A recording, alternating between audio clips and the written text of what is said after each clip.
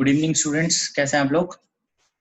आज हम लोग फिजिक्स में क्लास 12th के लिए ईएमआई आगे बढ़ाएंगे, इलेक्ट्रोमैग्नेटिक इंडक्शन, और आज हम सेल्फ इंडक्शन से स्टार्ट करेंगे। तो आइए स्टार्ट करते हैं सेल्फ इंडक्शन से।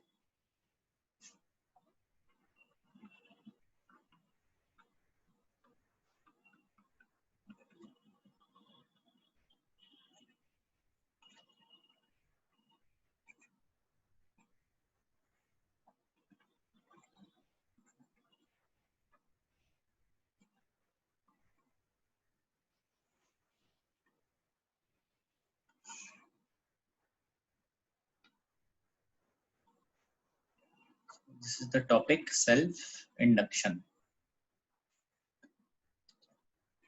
सेल्फ इंडक्शन जो है, this is property of solenoid और कॉइल और inductor, by virtue of which it opposes any change in magnetic flux through it by inducing an EMF across its ends.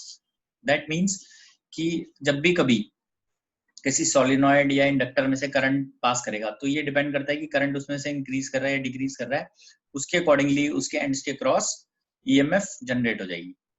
और वो EMF इस तरह से होगी कि वो लेंजेस लॉ को फॉलो करेगी, that is if flux is increasing through it, तो वो EMF इस तरह से इंड्यूस होगी कि वो उस फ्लक्स को डिक्रीज करेगी। अगर उसमें से फ्लक्स कम हो रहा है तो फिर EMF ऐसे इंड्यूस होगी कि वो उस फ्लक्स को सपोर्ट करेगी। तो इसके बारे में लिखते हैं, it is property of coil,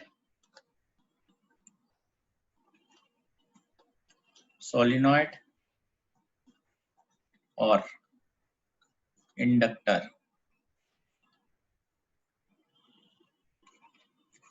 by virtue of which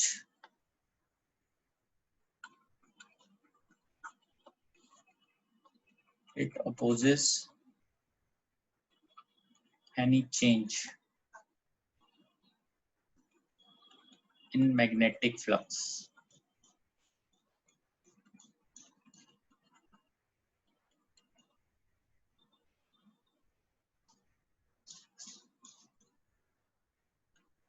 or current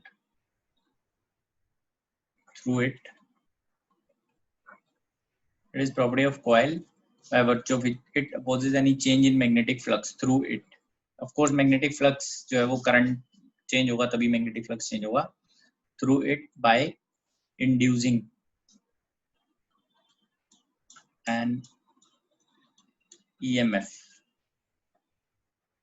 across its ends. Magnetic flux through solenoid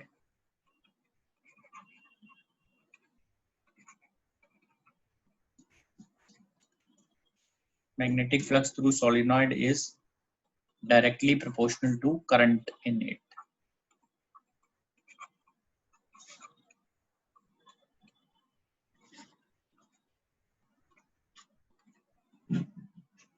Current passing through it.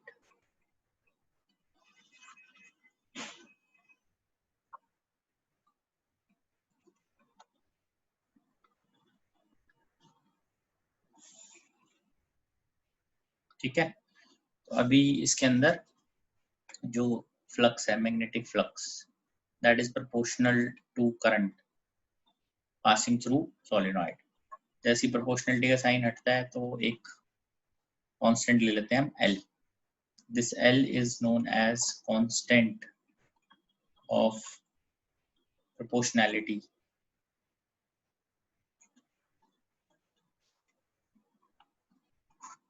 Constant of proportionality.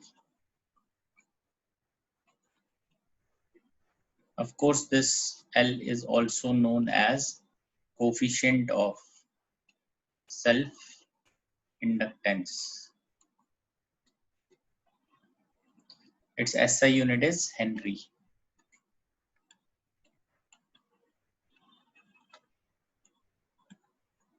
HENRY. Henry. 1 Henry is equal to 1 Weber per ampere. आप यहाँ से देख सकते हैं phi upon में I. phi weber होता है, I current है, तो वेबर पर ampere.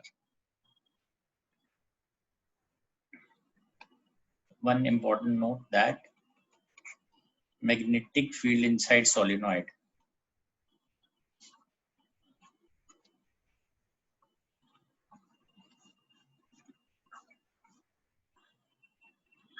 is mu naught I n.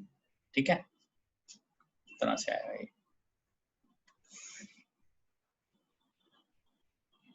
ठीक है, तो ये आ गया। अब इसका केस बनाते हैं हम यहाँ पे। So this is case 1। तो अब इसमें if I increases with time, time के साथ अगर I इंक्रीज कर रहा है तो ये कुछ इस टाइप से बनेगा। यहाँ से करंट जा रहा है इसमें I, और अगर करंट बढ़ रहा है विद टाइम तो जहां से करंट एंटर कर रहा है वहां प्लस, और जहां से एग्जिट कर रहा है वहां पे माइनस का साइन इंड्यूस हो जाएगा। Therefore EMF is induced as shown। जिधर से एंटर कर रहा है वहां पे प्लस का sign. Case 2, if I current decreases with respect to time, अगर करंट डिक्रीज होता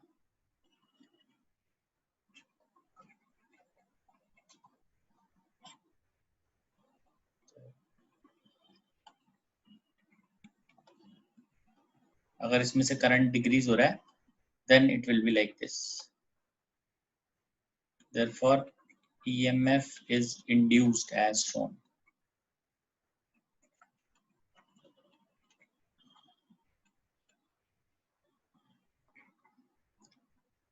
ठीक है, मतलब पोलैरिटी इस तरह से डिफाइन हो जाएगी इसकी।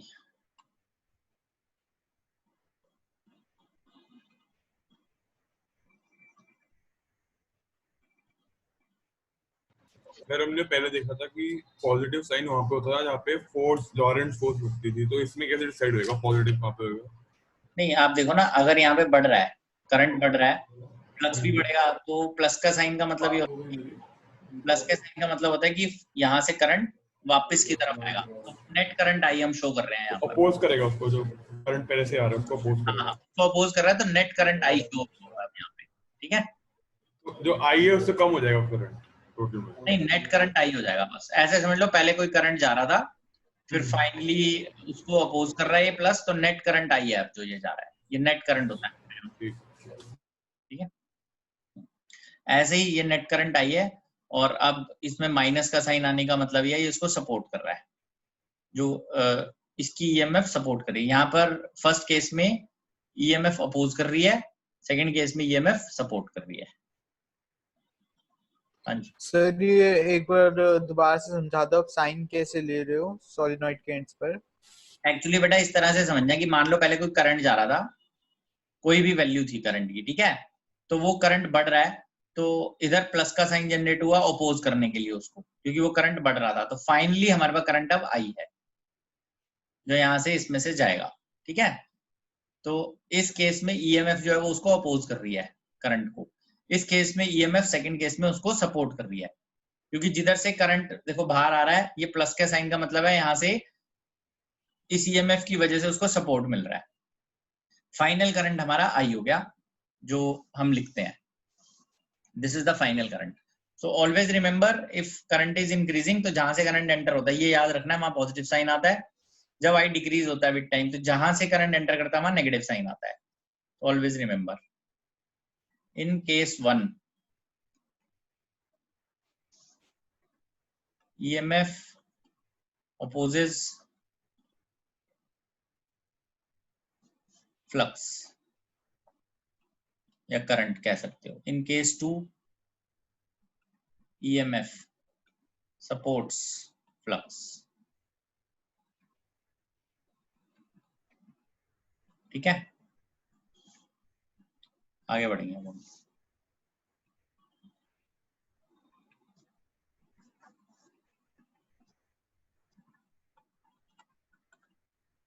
derive an expression of coefficient of self-inductance of a solenoid having length L, number of turns, total number of turns as N, and area of cross section A.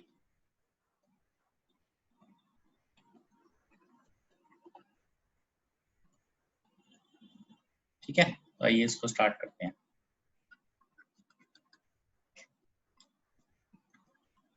Consider a solenoid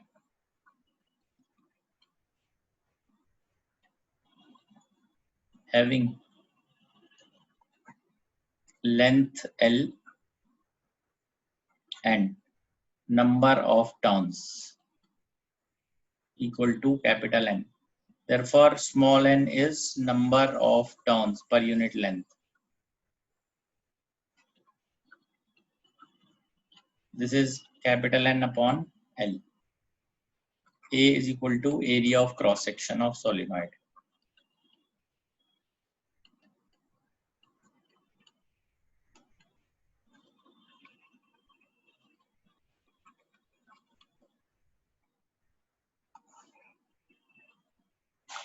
ठीक है, तो अब हम क्या करते हैं, therefore जो flux है, मैग्नेटिक फ्लक्स, सबसे पहले बी देख लेते हैं एक minute. B magnetic field inside solenoid, ये हमें पता ही है. Magnetic field inside solenoid,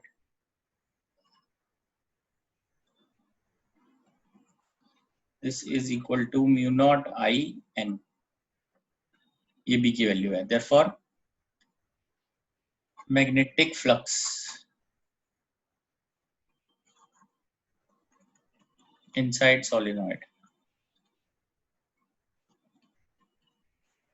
this is equal to phi, this is equal to n number of turns into b into a.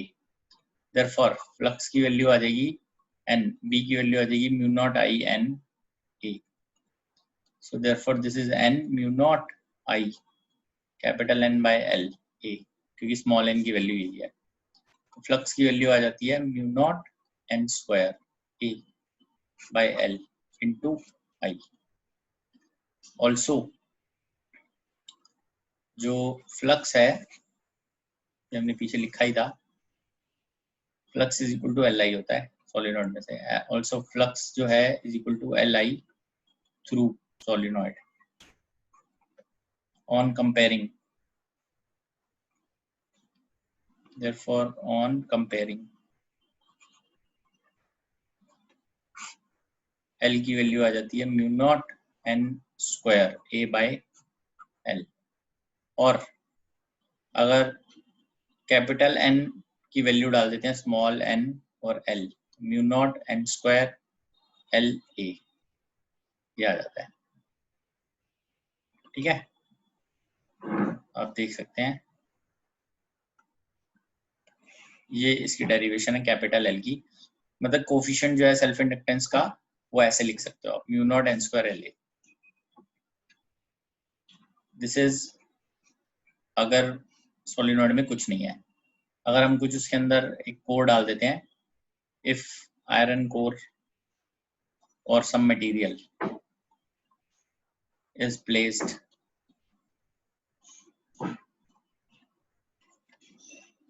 placed inside solenoid, therefore L becomes mu naught mu r n square L a. N is number of turns per unit length into L into a. ठीक है जी, ये आ गया हमारे पास. Now what is self inductance? Self inductance मतलब L की बात कर रहे हैं अब हम.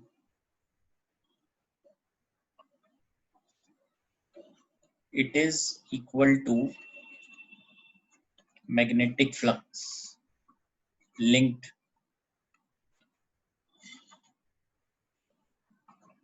with coil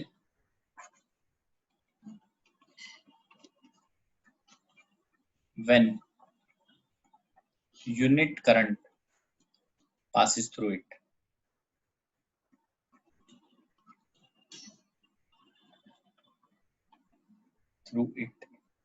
अब देख सकते हैं इसकी वैल्यू वैसे भी कैसे हम इसको डिफाइन करते हैं. Flux is equal to L I है, therefore I is equal to 1, L की वैल्यू हो जाती है फ्लक्स के बराबर. Self inductance is equal to magnetic flux linked with coil when unit current passes through it. ठीक है, तो क्लियर होना चाहिए अभी आपको कैसे सेल्फ इंडक्टेंस की वैल्यू आई है हमारे पास और सेल्फ इंडक्टेंस की डेफिनेशन भी क्या है. आगे बढ़ते हैं इसमें.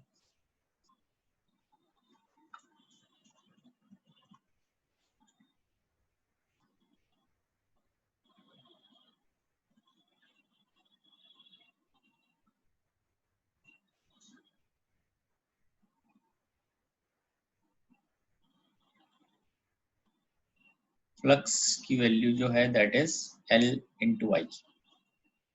ठीक है, ये फ्लक्स लिंक्ड है उसके थ्रू, सोलिनॉइड के थ्रू. अगर फ्लक्स दे रखा होगा तो डायरेक्टली लिखेंगे ना सेल्फ इंडक्टेंस फ्लक्स के बराबर है. वैसे सेल्फ इंडक्टेंस ऐसे पैरामीटर्स की फॉर्म में आप लिख सकते हो. आगे बढ़ते हैं आप. नेक्स्ट है हमारे पास EMF across solenoid.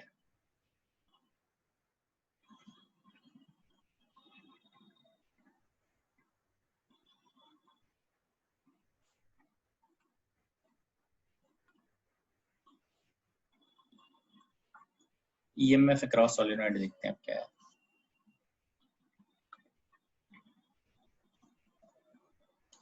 Now as magnetic flux across solenoid, magnetic flux across solenoid is directly proportional to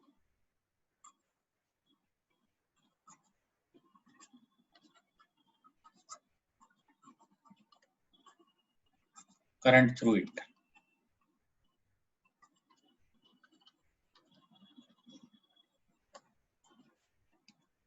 Therefore flux जो है that is equal to Li. यहाँ पे जो ये L है this is coefficient of self inductance. ठीक है, ये आ गया मेरे पास. Therefore EMF is equal to हो जाएगा माइनस d∅dt. तो हम एक्चुअली मैग्नीट्यूड पे बात करते हैं वैसे तो ये आ जाएगा L/di/dt. Negative sign indicates opposing nature.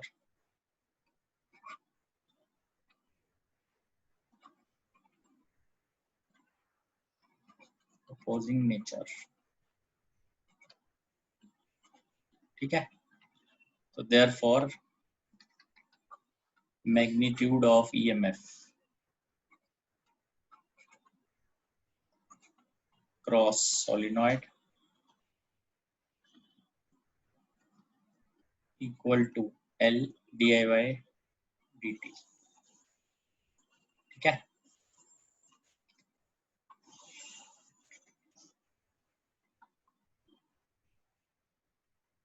तो ये वैल्यू आ गई.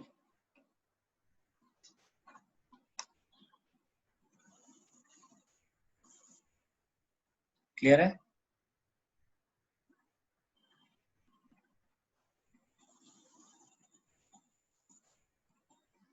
चेक कर लीजिए इसको.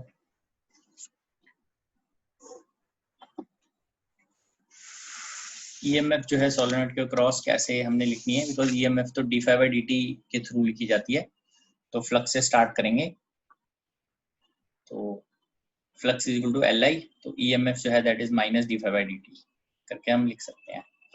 फाई की वैल्यू हमें क्लियर ही है, L/di/dt से आ गया. तो मैग्नीट्यूड जो है EMF की L/di/dt आ गया हमारे पास. ठीक है, और नेगेटिव साइन डिनोट करता है अपोजिंग नेचर. तो बस इस केस में यहाँ पे थोड़ा हमें ये ध्यान रखना था जब हम इधर डिफाइन किया. तो ये अगर A लेफ्ट साइड है और B राइट साइड है तो VA is greater than VB होगा, बस ये मेन इंपॉर्टेंट चीज है. जैसे this is A, this is B, so here VA is greater than VB. If this is X, this is Y, then Vx is less than Vy. याद है, ठीक है. और मैग्नीट्यूड तो ये हो जाएगा LDI/dt.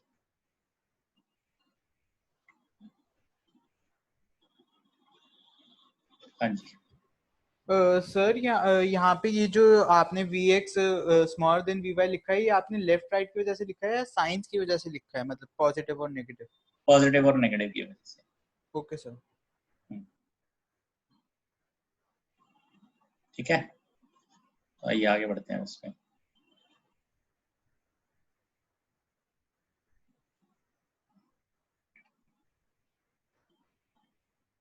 क्वेश्चन है हमारा next, define 1 Henry.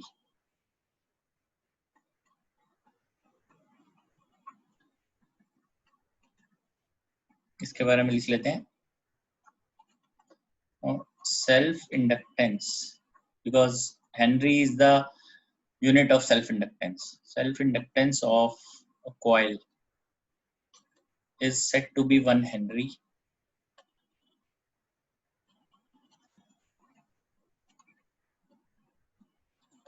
when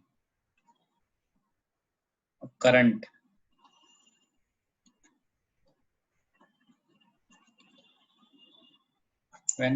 changes at rate of 1 ampere per second.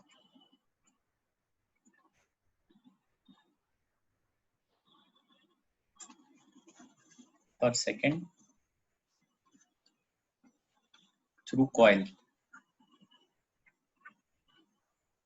and it induces an EMF of 1 volt in coil.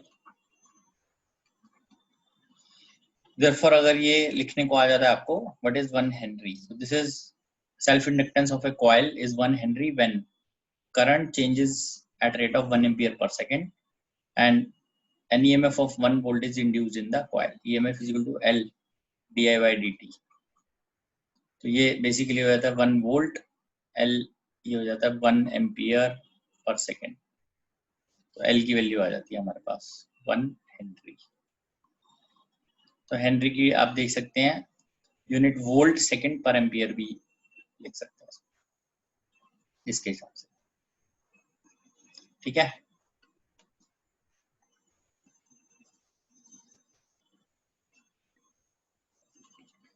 Now this is the derivation of, या ऐसे इसको लिख लेते हैं, derive an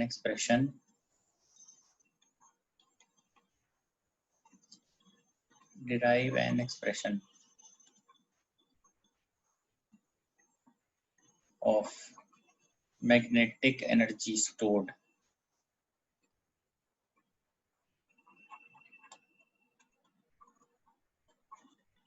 in solenoid.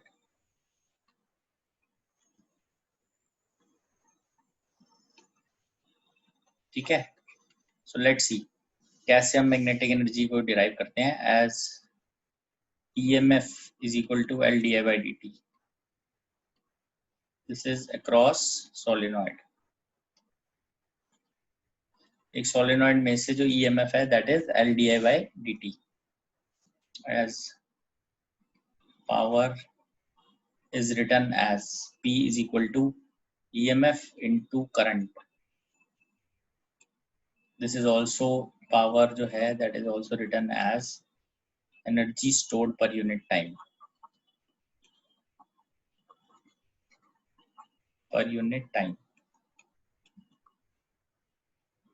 Therefore, power is equal to du/dt is equal to EMF into current I. Therefore, ये आ जाएगा du/dt is equal to L di/dt into I.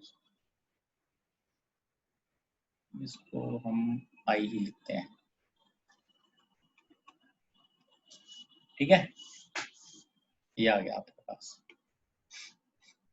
आगे बढ़ते हैं इसमें, चेक कर लीजिए यहाँ तक क्लियर है ना, फिर आगे बढ़ेंगे हम इसमें।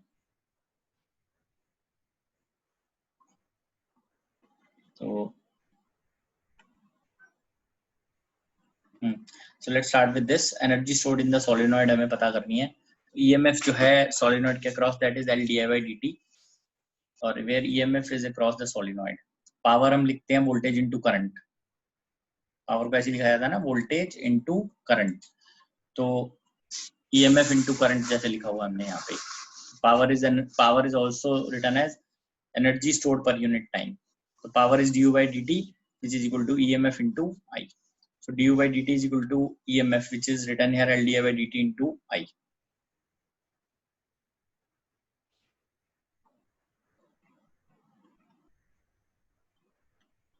हाँ जी सर पावर तो energy stored per unit time है ना, rate of change of energy with time नहीं है ना। तो ये की तो बात है, energy stored per unit time या energy dissipated per unit time, जहां जैसी रिक्वायरमेंट है वहां तो वैसे हम लिखते किसी हैं। भी फॉर्मूला में इसको इसकी फॉर्म में लिख सकते हैं। हाँ, वर्क डन पर यूनिट टाइम भी है, energy stored per unit time भी है, जैसे हमें जरूरत है वैसे यूज। फॉर्मूला के हिसाब से लिख सकते हैं, मतलब जैसे V equal to I R है, I equal to V by R हुआ तो dV बाय डी आर लिख सकते हो। हाँ, जहां जहां तुम्हें लग रहा हो वोल्टेज जो है वो वेरी कर रही है रेजिस्टेंस के साथ, वहां लिखेंगे उसको। ठीक है। Power is d u by D t, तो ईएमएफ रखा है d I by D t into I. Next आगे बढ़ते हैं अब। therefore du by D t is equal to L D I by D t into I. This is L D I by D t into I. So d u is L I d I, ठीक है, on integrating.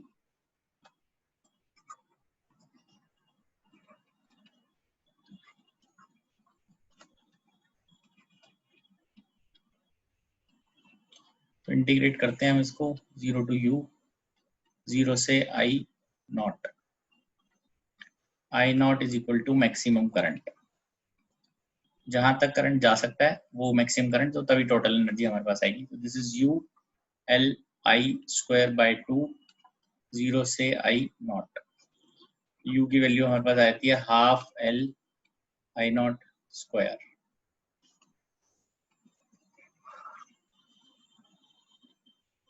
ठीक है। ये आ गया हमारे पास half L I naught square. This is the energy stored in energy stored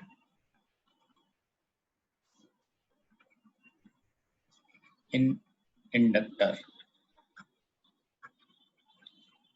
when current is I naught in it. तो एनर्जी किस फॉर्म में स्टोर होगी? This energy is magnetic energy stored, ठीक है ना। This energy is magnetic energy stored, ठीक है।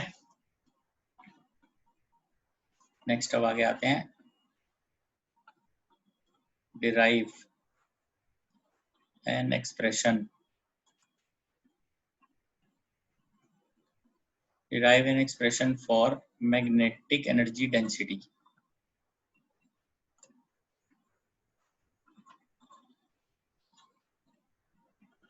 Magnetic energy density of solenoid.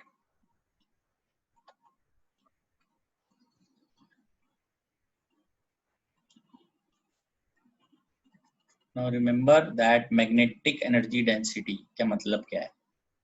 Magnetic energy density is magnetic energy per unit volume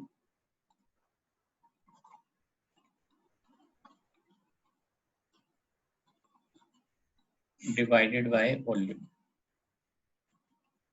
ठीक है। ये आ गया हमारे पास, इस तरह से आ गया। Therefore, for a solenoid B inside of solenoid, मतलब मैग्नेटिक फील्ड क्या है अंदर सोलिनॉइड के, that is mu naught I N. N है number of turns per unit length, ये क्लियर ही है।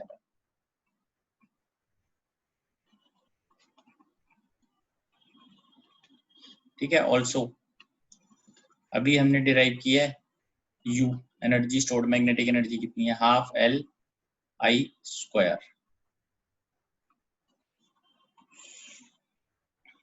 ठीक है, Q की वैल्यू भी हमारे पास आ गई। Therefore using the value of L, L is equal to, जो हमने पीछे L डिराइव किया था, अगर आपको ध्यान हो, L की वैल्यू डिराइव की थी हमने, mu naught n square L A। This is mu naught n square L into A. L length, A area of cross section of solenoid. L is equal to length of solenoid, capital A is area of cross section of solenoid। ठीक है, ये L की वैल्यू आ गई हमारे पास। Therefore अब हम आगे बढ़ते हैं, U को लिखते हैं हाफ L की value mu naught n square L A into I square. So volume जो है that is V is equal to length into area of cross section। therefore U upon में, पहले तो U लिख लेते हैं पूरा, U is equal to half mu naught n square I square into LA which is V। U by V, that is magnetic energy upon volume।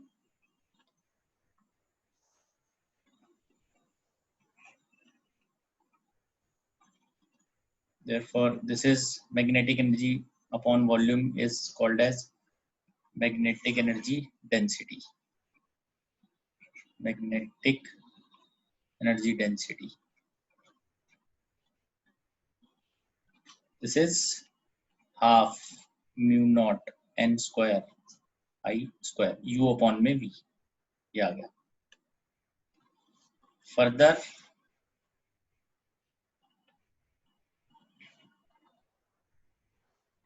जो magnetic energy density है, इसको हम ऐसे भी लिखते हैं du by dV, ये आ जाएगा B। therefore du B, क्योंकि ये मैग्नेटिक है, this is mu not square n square I square by 2 mu naught. तो एज B की वैल्यू हमें पता ही है, therefore du B by dV is also written as B square by 2 mu naught। एक हम एनालॉगी के लिए भी इसको लिख सकते हैं, अगर आपको ध्यान होगा तो DUE by dV, energy density electric field के लिए वो कितनी होती थी, B की जगह E, म्यू नॉट की जगह एप्सिलॉन नॉट, और 2 तो 2 ही आएगा, half epsilon not E square. यहाँ है E की जगह B, आपको ध्यान होगा म्यू नॉट की जगह 1 बाय एप्सिलॉन नॉट लिखते हैं, तो इससे भी आप इसको समझ सकते हैं, इलेक्ट्रिक फील्ड वाला एनर्जी डेंसिटी है ये। ठीक है, चेक कर लीजिए बेटा इसको, फिर हम आगे बढ़ेंगे।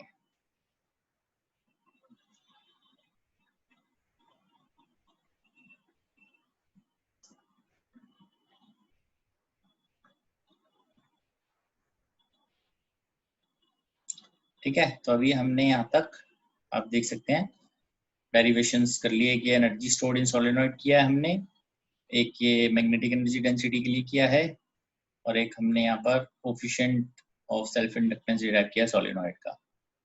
ठीक है जी, ये सब इम्पोर्टेंट है। आगे बढ़ते हैं अब हम।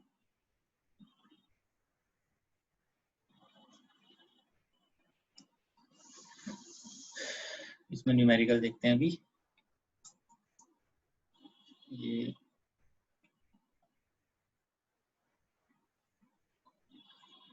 this is question number 1, question number 2, question number 3,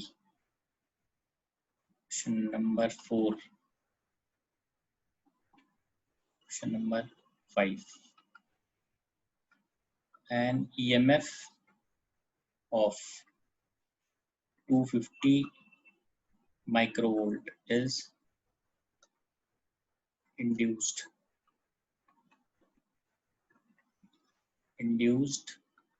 in a coil when current in it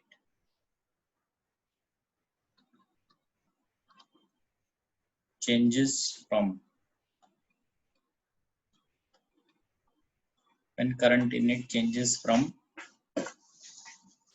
10 ampere to 6 ampere in 0.4 seconds. What is self-inductance of coil? What is self-inductance of coil?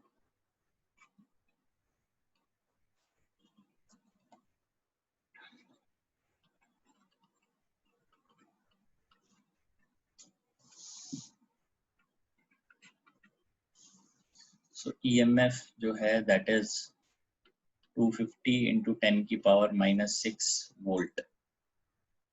Change in current mod. This is 10 ampere था 6 ampere रह गया तो this is 4 ampere. Delta T. It is 0.4 seconds.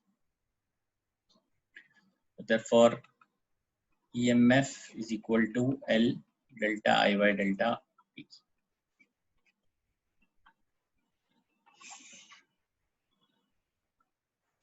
Therefore, this is 250 into 10 की power minus 6. ये हो गया L delta I by delta T. This is 4 upon 0.4. L की वैल्यू आ जाएगी 250 into 10 की power minus 6. ये आ गया इधर 10 नीचे. तो L की वैल्यू आ जाएगी 25 माइक्रो हेनरी.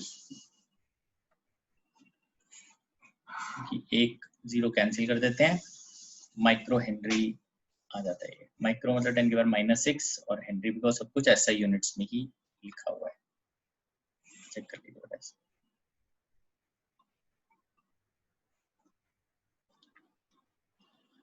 सिंपल था. चेंज इन करंट हमें पता करना है और चेंज इन करंट के बाद डेल्टा टी हम लिखेंगे जो भी टाइम का चेंज है और EMF L D by D T होता है. सॉल्व हो जाएगा उससे. नेक्स्ट लिखते हैं.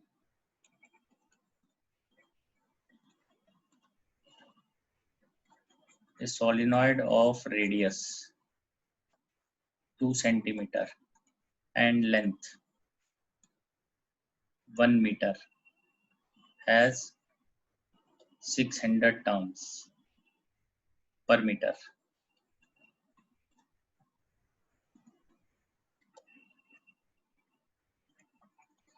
What is its self-inductance?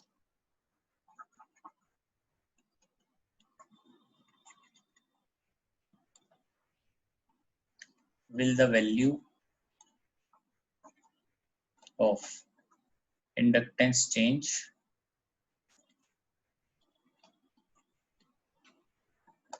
if it is found on an iron piece? मतलब हमने आयरन पीस इंट्रोड्यूस कर दिया. ठीक है जी. तो देख लेते हैं इसको. एक सोलिनॉइड दिया हुआ है जिसका रेडियस भी आपको दिया हुआ है, तो उस हिसाब से एक बार देख लेते हैं इसको. ठीक है. सेकंड सोलिनॉइड का रेडियस दिया हुआ है हमें 2 सेंटीमीटर, लेंथ दी हुई है 1 मीटर और कितने टर्न्स है इसके अंदर 600 टर्न्स. देख लेते हैं. R है 2 centimetre, L is 1 metre, this is 0.02 metre और L तो 1 मीटर है. N है number of turns 600 turns per metre. ठीक है. Therefore जो L है उसकी वैल्यू है mu naught n square AL. ये वैल्यू कितनी हो जाती है 4 पाई. म्यू नॉट की वैल्यू थी 4 पाई 10 की power minus 7 n square 600 square area pi r square into L. Therefore capital L की वैल्यू देख लेते हैं. दिस इज 4 पाई इंटू 10 की पावर माइनस 7. 600 का स्क्वायर है 36 आ जाएगा यहाँ पर बाहर. तो ये आ जाएगा 4 पाई स्क्वायर 36 इंटू 10 की पावर 4 इंटू 10 की पावर -7 इंटू रेडियस 2 इंटू 10 की पावर -2 का स्क्वायर इंटू लेंथ ये 1। ये हेनरी में आ रहा है फाइनल हमारा। ठीक है, तो ये हम देख लेते हैं एक बार इसकी वैल्यू L कितना आता है। दिस इज 4 इंटू 9.8 अप्रोक्सीमेटली जो पाई स्क्वायर है दिस इज 9.8 36 इंटू 2 10 की पावर 4 -7 -4 तो देख लीजिए कितनी वैल्यू आती है। This is 4 into 9.8 into 36 into 2 2822.4 into 10 की पावर -7 हेनरी। तो ये वैल्यू आ जाती है हमारे पास। इसको 282.2 माइक्रो हेनरी भी बोल सकते हैं आप। ठीक है, तो अभी on placing iron L increases as mu naught is replaced by mu naught into mu r, है ना। mu naught की जगह mu naught into mu r आ जाएगा। चेक कर लीजिए आप।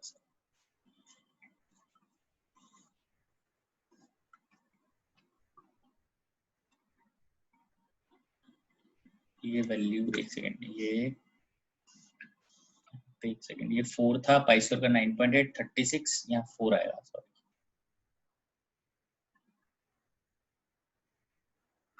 ये वैल्यू आ जाएगी यहाँ पे 4 9.8 36 इंटू 4 इंटू 10 की पावर 10। तो टोटल देख लेते हैं एक बार कितनी वैल्यू बनती है इसकी। This is 4 multiplied by 9.8 into 36 into 4। This is 5644.8 into 10 की power minus. This is 564.5 micro Henry. इसकी वैल्यू बढ़ जाएगी और आगे।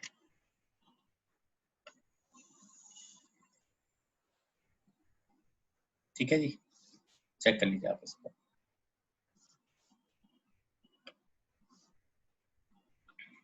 फिर आगे बढ़ेंगे हम।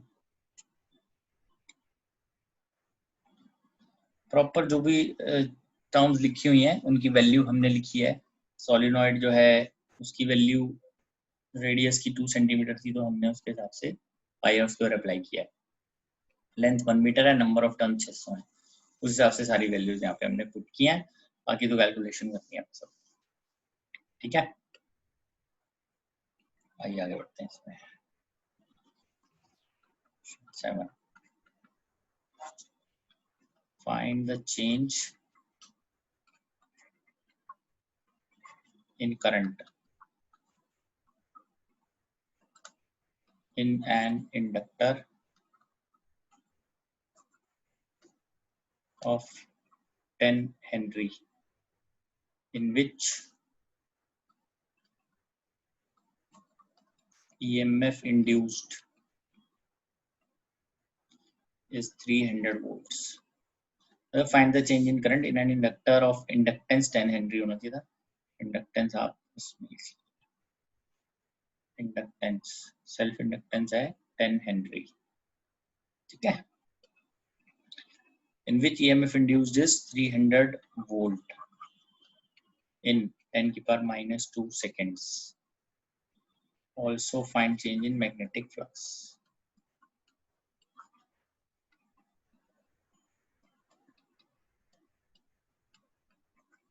मैग्नेटिक फ्लक्स का चेंज भी पता करना है, वो इसी टाइम पीरियड के लिए पता करना है 10 की पावर -2 सेकंड्स के लिए। So let's write this. L है 10 हेनरी, सेल्फ इंडक्टेंस का coefficient, EMF induced is 300 volts, delta T time is 10 की power -2 seconds.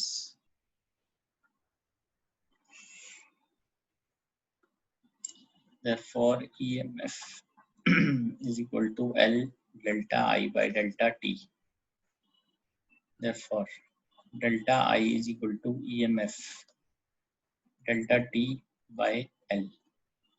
Delta I is change in current. This is 300 into time, 10 to the power minus 2 by L, which is 10.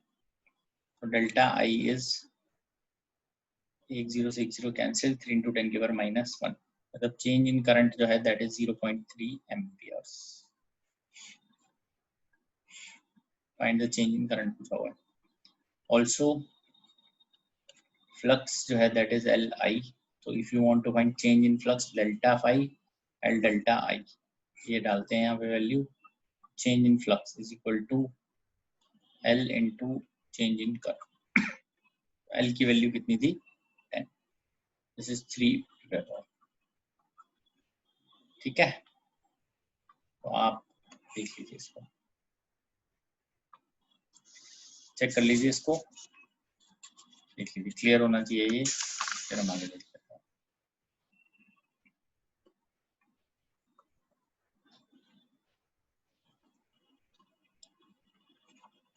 Find dimension of self inductance. एक चीज रहेगी, इसको देख लेते हैं.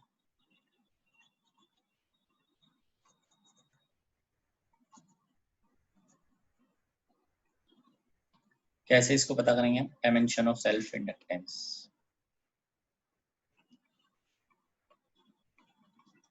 Using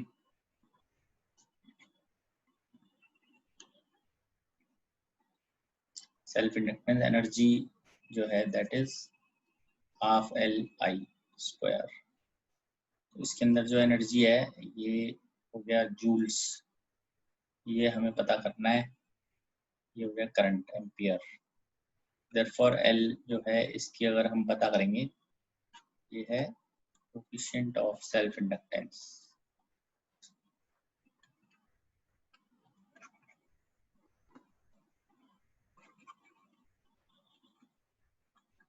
This is delta U by delta I.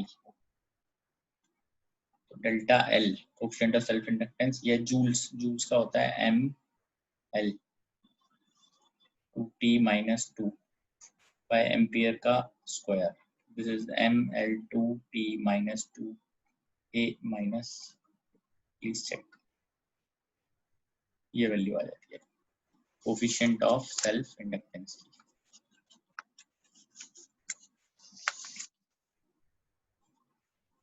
ठीक है, आप ये चेक कर सकते हैं.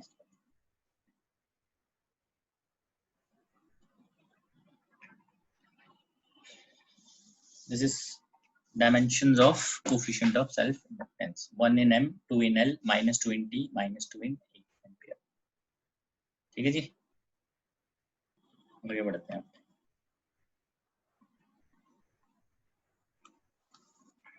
Combination of inductance.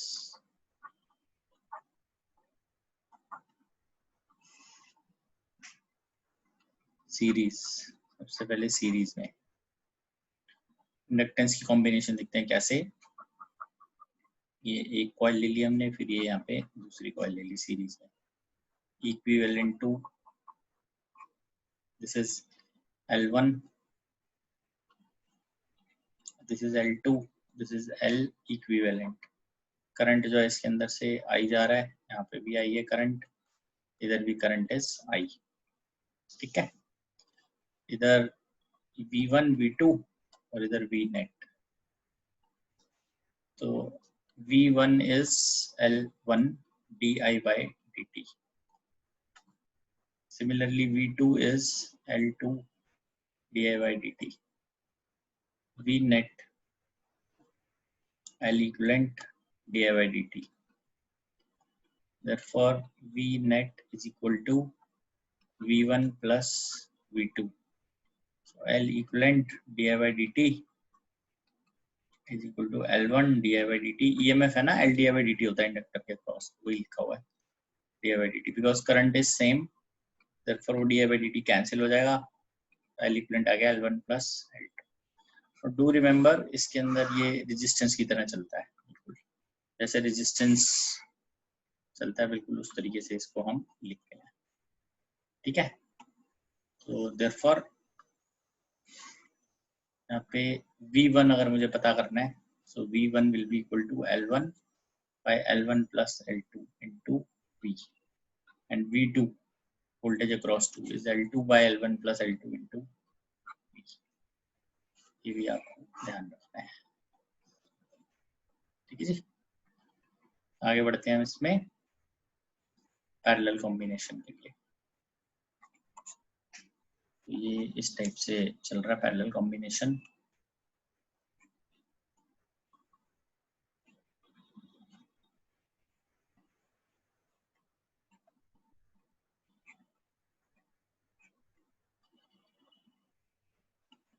इसमें करंट आया I, इधर से I1, इधर से I2, ठीक है।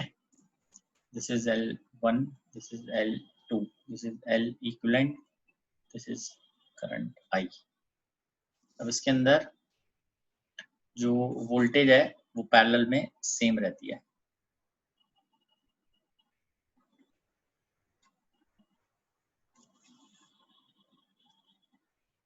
अभी किसी ने क्वेश्चन पूछा कि L जो है वो शेप और साइज पे डिपेंड करता है, तो L बेसिकली इस पे डिपेंड करता है, ये जो हमने पीछे डिराइव किया आप देख सकते हैं। L की वैल्यू हमने डिराइव की थी सोलेनॉइड की mu naught N L A, तो ऑफ कोर्स लेंथ पे डिपेंड करता है, एरिया ऑफ क्रॉस सेक्शन पे डिपेंड करता है और नंबर ऑफ टर्न्स पे भी डिपेंड करता है पर यूनिट लेंथ। करंट पे डिपेंड नहीं करता, ध्यान रखिए, ये इंपॉर्टेंट बात यहाँ लिख लेते हैं। L does not depend upon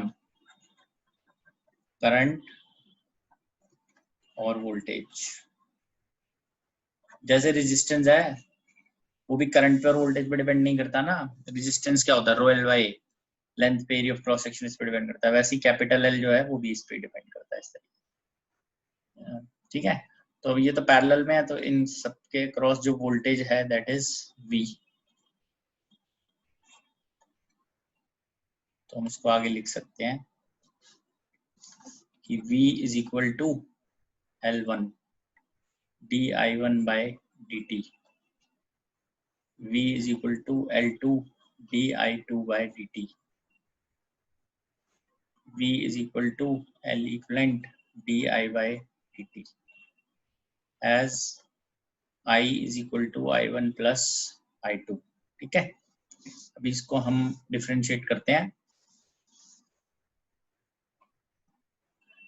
तो di by dt di1 by dt plus di2 by dt, ये वैल्यूज यहाँ पे लिख लेते हैं इसकी।